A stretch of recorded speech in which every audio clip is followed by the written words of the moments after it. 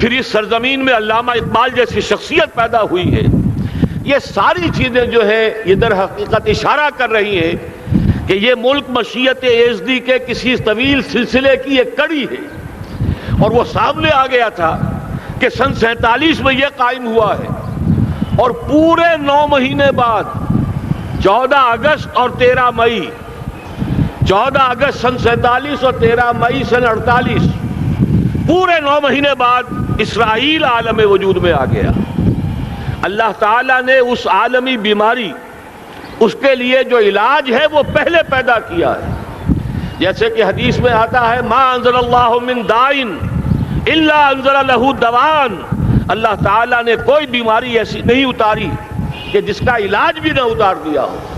اور جیسے کہ ماں کی چھاتیوں میں بچے کی ولادت سے پہلے دودھ پیدا ہو جاتا ہے، اس کی غذا کا بندوبست پہلے ہو جاتا ہے، اسی طریقے سے اسرائیل کا جو فتنہ اٹھنے والا تھا اس کی سرکوبی کے لیے پاکستان وجود میں آیا ہے. اور آج وہ مرحلہ آ گیا ہے تاریخ کا ایک عظیم موڑ. آپ دیکھیں گے کہ بڑی مشابہت پیدا ہو گئی ہے. ایک طرف بظاہر امریکہ کی مرضی کے خلاف اسرائیلی وزیر اعظم نتن یاہو وہ بڑا ایک غرور کا اور بڑے تکبر کا مظاہرہ کر رہا ہے، اور وہ پورا پیس پروسیس جس پر نہ معلوم کتنا وقت صرف ہوا تھا، کتنی محنتیں ہوئی تھیں، کتنے راؤنڈز آف ٹاکس ہوئے تھے، کبھی واشنگٹن میں ہوئے ہیں، کبھی اوسلو طرز کا کوئی معاہدہ ہوا ہے، کبھی پھر اور اس کے بعد پیشی ہوئی تھی میڈرڈ کے اندر بھی، لیکن وہ سارا پیس پروسیس جو ہے اس کی دھجیاں کر رہا ہے. وہ وقت بالکل قریب نظر آ رہا ہے کہ یروشلم کے مسئلے پر وہاں بھٹی دہک اٹھے گی. اور احادیث نبویہ میں جو خبریں دی گئی ہیں کتاب الملاحم کی احادیث میں معلوم ہوتا ہے کہ اب اس کا آغاز ہونے والا ہے. نتن یاہو کو امریکہ کے خلاف جانے کا اصل میں حوصلہ کیوں پڑ رہا ہے؟ اس لیے کہ اسے معلوم ہے کہ فرنگ کی رگیں جہاں پنجہ یہود میں ہے، چاہے کلنٹن ہو یا کلنٹن کا باپ ہو، یہودی لابی وہاں کی اتنی مضبوط ہے، کانگریس میں اور سینٹ میں ان کا اتنا اثر ہے کہ کوئی بھی وہاں شخص بڑے سے بڑا طاقتور اور بڑے سے بڑا اختیارات کا حامل اسرائیل کی مرضی کے خلاف نہیں جا سکتا. یہی معاملہ یہاں نظر آ رہا ہے. بظاہر تو ناراضگی کا اظہار ہوا ہے، لیکن یہ بات اب تو کھلتی چلی جا رہی ہے. حقیقت یہ ہے کہ یہود اور ہنود کا بڑا گہرا لنک قائم ہو چکا ہے، اور یہ بھٹیاں اب دونوں طرف دہکیں گی. میں اس سے پہلے بارہا کہہ چکا ہوں، ملت اسلامیہ تقریباً 150 کروڑ افراد پر مشتمل ہے، لیکن اس میں سے تقریباً 20 کروڑ عرب ہیں. ان کو اللہ نے خصوصی فضیلت دی تھی. یہ تھے کہ جن کی زبان میں قرآن نازل ہوا. خود محمد عربی صلی اللہ علیہ وسلم عرب تھے، انہیں جو فضیلت عطا کی تھی، لیکن بدقسمتی سے اس دور میں آ کر بھی انہوں نے آزادی حاصل کرنے کے بعد بھی اپنا قبلہ درست نہیں کیا. کسی نے ماسکو کی طرف رخ کیا، کسی نے واشنگٹن کا رخ کیا، اللہ اور اس کے رسول کی طرف رخ نہیں ہوا. واقعہ یہ ہے کہ مجرم ہیں. دوسرے بڑے مجرم 150 کروڑ میں سے 10% یہ 15 کروڑ مسلمان ہیں. حالیہ جو سینسس ہمارا ہوا ہے اس کے بعد اندازہ ہو رہا ہے کہ یہاں کی آبادی 15 کروڑ ہو چکی ہے. 10% امت مسلمہ کا مسلمانان پاکستان ہے، اور یہ اس اعتبار سے کہ اسلام کے نام پر ملک بنا کر نصف صدی گزار چکے، لیکن یہاں پر اسلام کا بول بالا نہیں ہوا، کتاب و سنت کی بالادستی پر اعلان نہیں ہوا.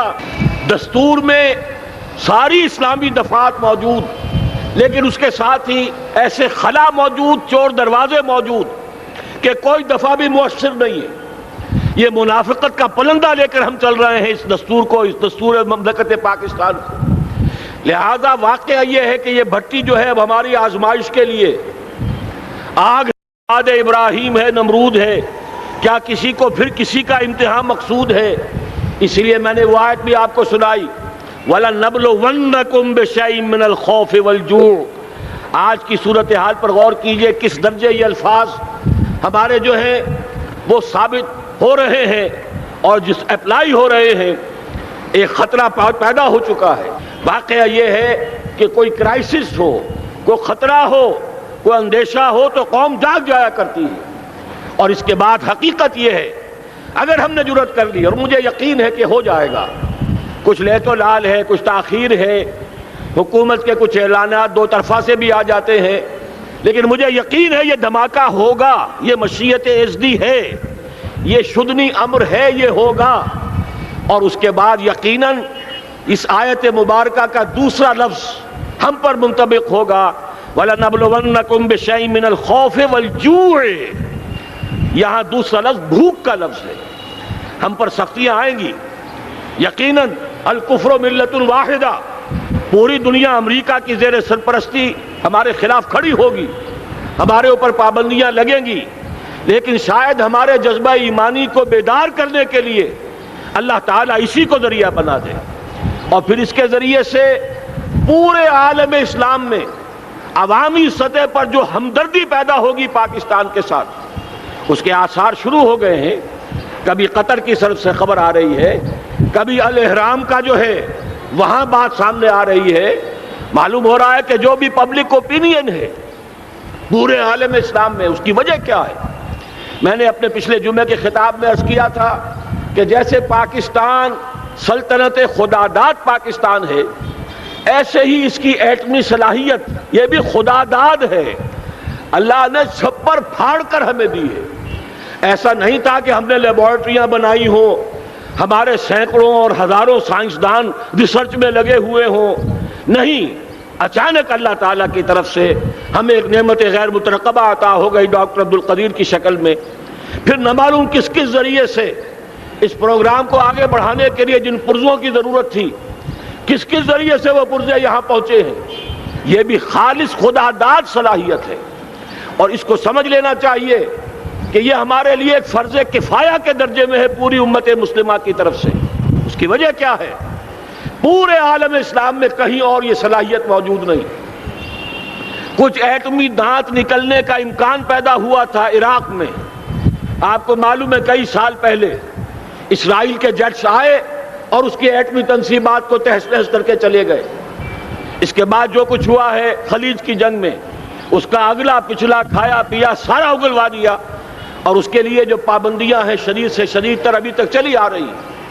تو اچھی طرح سمجھ لیجئے کہ پورے عالم اسلام میں صرف ایک پاکستان ہے، پوری دنیا میں صرف ایک ملک ہے جو اسلام کے نام پر بنا، پورے عالم اسلام میں صرف ایک ملک ہے جس کے پاس ایٹمی استعداد ہے۔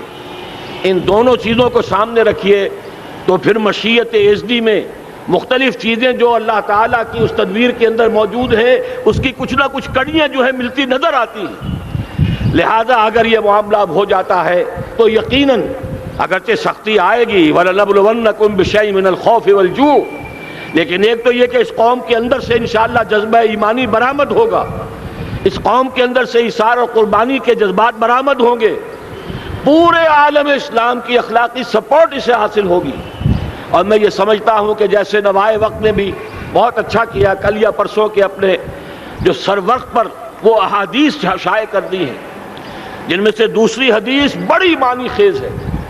حضور نے فرمایا اصابتان احرزہم اللہ من النار، دو لشکر ایسے ہیں کہ جن کو اللہ تعالیٰ نے جہنم کی آگ سے چھٹکارے کا پروانہ دے دیا، وہ لشکر جو ہیں وہ جہنم کی آگ سے چھٹکارا پا گئے، احرزہم اللہ من النار۔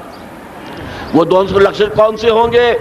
اصابت یغزو الہند، ایک وہ کہ جو ہندوستان پر حملہ آور ہوگا، اور دوسرا وہ جو حضرت مسیح علیہ السلام کے ساتھ جبکہ ان کا نزول ہوگا، اور اللہ تعالیٰ ایک مجدد، اس آخری دور کے مجدد کی حیثیت سے حضرت مہدی کو بھی ہمارے درمیان میں سے اٹھائے گا، اور پھر جو آخری فیصلہ کن جنگ ہوگی الملحمۃ العظمیٰ، اس کے لیے یہاں سے فوجیں جائیں گی ان کی مدد کے لیے۔ اب ان دونوں فوجوں کو ایک حدیث میں جمع کرنے سے اندازہ کر لیجئے کہ اس کا مطلب کیا ہے۔ یہ علاقہ پاکستان اور اس سے ملحق افغانستان، یہ علاقہ ہے کہ جو اسلام کا گہوارہ پہلے بنے گا، یہاں سے فوجیں جائیں گی، اور دائیں بھی اور بائیں بھی، مشرق میں بھی اور مغرب میں بھی، اور یہیں سے انشاءاللہ تعالی اسلام کا جو عالمی غلبے کا جو وعدہ ہے اللہ کا، کی خبر دی ہے محمد رسول اللہ صلی اللہ علیہ وسلم نے، لا يبقى على الارض بیت وبر ولا مدر الا ادخلہ اللہ کلمۃ الاسلام، اس روئے ارضی پر کوئی گھر بچے گا نہ خیمہ بچے گا جس میں اللہ تعالیٰ کلمہ اسلام کو داخل نہ کر دے۔ وہ حدیث کے جس کے بارے میں فرمایا گیا، حضور نے ارشاد فرمایا، حضرت ثوبان سے روایت ہے کہ اللہ تعالیٰ نے میرے لیے ساری زمین کو سمیٹ دیا۔ ان اللہ زوالی الارض فرأیت مشارقها و مغاربها، میں نے اس زمین کے سارے مشرق دیکھ لیے، سارے مغرب دیکھ لیے، لیکن یہ جان لو ان امتی سیبلغ ملکها ما ذوی لی منها، میری امت کی حکومت ان تمام علاقوں پر قائم ہو کر رہے گی جو پوری زمین کو لپیٹ کر مجھے دکھا دیے گئے۔ یہ وعدہ پورا ہونا ہے، اور اس وعدے کا نقطہ آغاز یہی سرزمین، اور جیسا کہ ہمیں افغانستان میں آثار نظر آ رہے ہیں، ایک خالص دینی مذہبی حکومت قائم ہو چکی ہے۔ افغانستان کا 80% علاقہ امن کا گہوارہ بن چکا ہے، علماء کی وہاں قیادت ہے اور حکومت ہے۔ یہ پاکستان اور افغانستان مل کر، جیسا کہ آپ کو یاد ہوگا میں نے جب تجویز پیش کی تھی کہ حکومت پاکستان فوراً تسلیم کرے طالبان کو، اللہ کا شکر ہے، میں سمجھ یہ نہیں کہتا کہ میرے کہنے کی وجہ سے ہوا، لیکن بہرحال اللہ کا فضل ہوا کہ چند دن کے بعد ہی حکومت پاکستان نے تسلیم کر لیا طالبان کی حکومت کو۔ میری دوسری تجویز ابھی پینڈنگ ہے، پاکستان اور افغانستان کا کے درمیان کانفیڈریشن قائم کیا جائے۔ یہ ملک دونوں مل کر واقعتاً، کہ ایک نے واقعتاً 15 لاکھ سے زیادہ جانیں دے کر مرنا سیکھ لیا ہے، اور جو قوم مرنا سیکھ لے اسے کوئی مار نہیں سکتا، اسے کوئی شکست نہیں دے سکتا۔ اور ایک وہ قوم ہے پاکستان میں کہ جو 400 سال کی تجدیدی مسائی کے اثرات کی امین ہے، یہ اس کا تراث علمی ہے، چاہے وہ تحریک حضرت مجدد الفسانی کی تھی، چاہے وہ علمی تحریک شاہ ولی اللہ کی تھی، چاہے وہ تحریک جہاد سید احمد بریلوی کا تھا، چاہے اور جو بھی رجال عظیم پیدا ہوئے ہیں 14ویں صدی ہجری میں، ان سب کے اثرات یہاں موجود ہیں۔ یہ چیزیں مل کر وہ طاقت بنے گی کہ یہاں سے اسلام پھر پھیلے گا، مشرق کی طرف بھی مغرب کی طرف بھی۔ اصابۃ تغزو الہند و اصابۃ مع عیسیٰ ابن مریم، یہ چیزیں جو ہونی ہیں الحمدللہ میں سمجھتا ہوں کہ اب تیزی کے ساتھ حالات اس رخ پر جا رہے ہیں۔ کہیں فرمایا ان ینصرکم اللہ فلا غالب لکم، اگر اللہ تمہاری مدد کرے تو کوئی تم پر غالب نہیں آ سکتا، وَإِن یخذلکم، اور اگر خدا نہ خواستہ اللہ تعالیٰ ہی اپنی مدد تم سے کھینچ لے، واپس لے لے، سلب کر لے، ان یخذلکم، تمہیں چھوڑ دے، فمن ذا الذی ینصرکم من بعد، تو پھر کون ہے جو تمہاری مدد کر سکے گا۔ اس مرحلے پر سیاسی جماعتیں اپنی جو ان کا مزاج ہے اس کے مطابق چاہتی ہیں کہ کیپٹلائز کریں، پولیٹیکل مفادات حاصل کریں۔ بہرحال میرے نزدیک ایک کنسنسس ہونا چاہیے، ایک نقطے کا دھماکہ ہونا چاہیے، اور نمبر 2 اللہ اور اس کے رسول کے ساتھ صلح اور اللہ کی مدد کی ضمانت حاصل کرنے کے لیے کتاب و سنت کی ٹوٹل بالادستی، پورے دستور پاکستان میں کوئی شے اس کے منافی ہو اس کو نکال کر باہر کر دیا جائے، نفاق سے پاک کر دیا جائے۔